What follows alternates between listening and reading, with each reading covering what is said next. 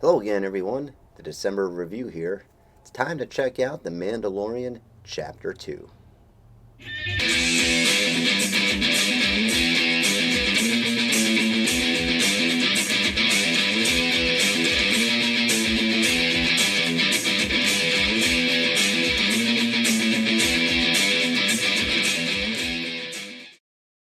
Chapter 2 of The Mandalorian is also here, and if it's anything like the first episode, we are in for another great show.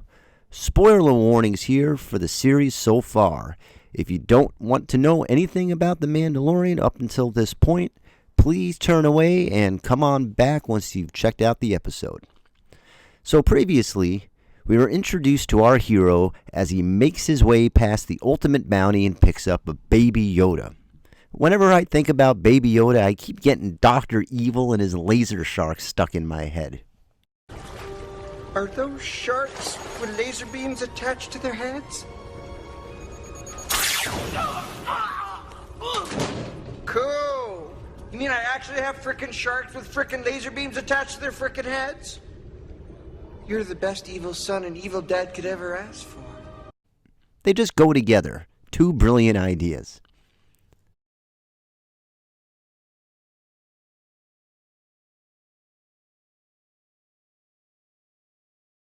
The episode starts off with an ambush and a sneak attack by two bounty hunters, but they are quickly dispatched. We then trek along to the Mandalorian fixing himself up from the previous fight. And then we get a quick glimpse into the possibility of Baby Yoda being able to use his force, but he's quickly cut off before his possible powers are showcased. From there, it's Jawa's time as the little menacing grunts are taking apart the Mandalorian ship. We get an impressive action sequence on the Jawa's crawling fortress. The squirrels of the Star Wars universe are thrown around left and right, squeaking away until our hero hits the top of their station and gets blasted away. With just a few minutes into the episode, we are getting more shots of his more vulnerable side, at least not winning every fight for the first time. With his ship unable to fly thanks to those pesky Jawas, he must work out a trade with them to regain his parts back. This takes up the rest of the episode. With a nice Wookiee joke to kick off the trade talk, the Mandalorian must bring back the egg. This basically amounts to another action sequence, this time against a giant rhinoceros-looking beast. Our hero is smashed and dragged through the mud as his body armor breaks apart. With his weapons no longer of use, the Mandalorian grabs a pocket knife in a last-ditch effort to win the fight, but coming off more as his last stand. That is, right until the last second, Baby Yoda force stops the beast in his tracks, allowing for the Mandalorian to take out the creature and retrieve the egg. With the trade done and his parts back, the Mandalorian is able to fix his ship and head back to the client. That's it. That's the entire episode. Roll credits. So Chapter 2 is a quicker, brisk take after the first episode.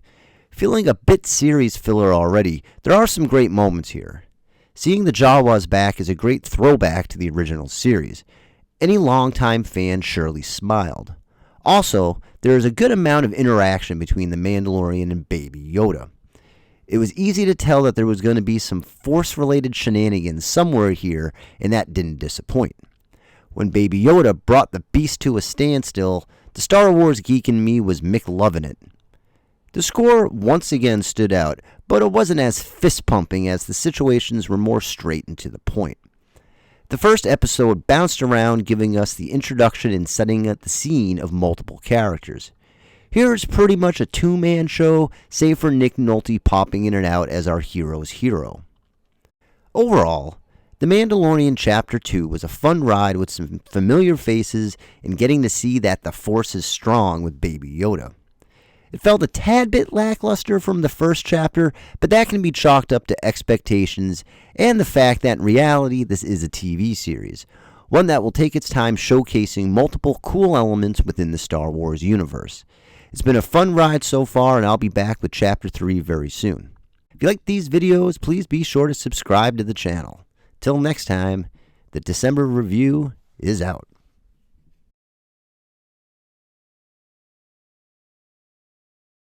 wasn't a bad episode. I hope I didn't make it come off like it was a bad episode, because it wasn't. Oh my god, I need to be talking into the microphone. Like, 2 episodes in, 2 Halloween trinkets in. This was practically free. It's like, hey, you stopped in this place, so take one of these.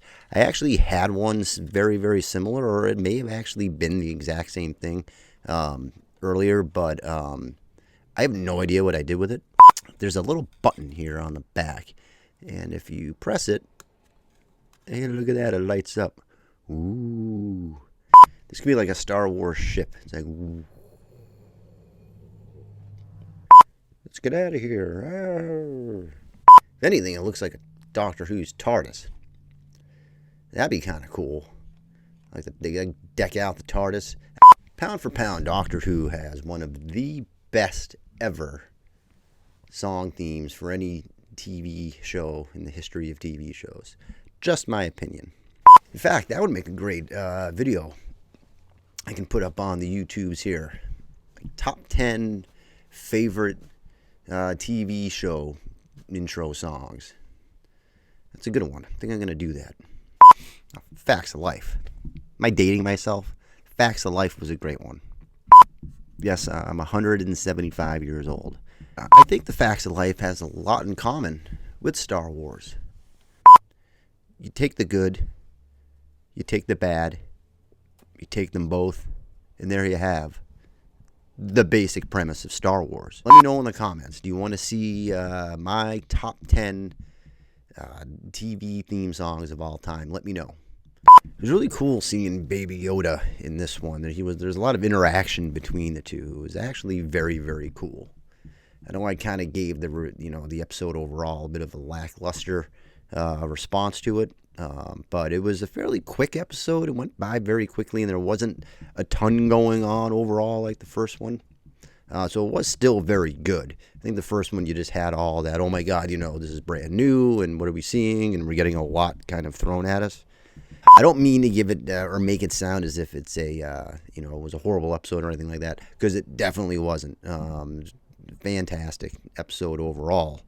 It's just great to have this kind of Star Wars world going on in all these years later. Why am I keep talking about Doctor Who? This is a Star Wars thing, and I'm just yapping about Doctor Who. Well, let me tell you something about the Cybermen. Cybermen scared the shit out of me when I was a kid. They're still a little creepy. I did it all for the Wookiee.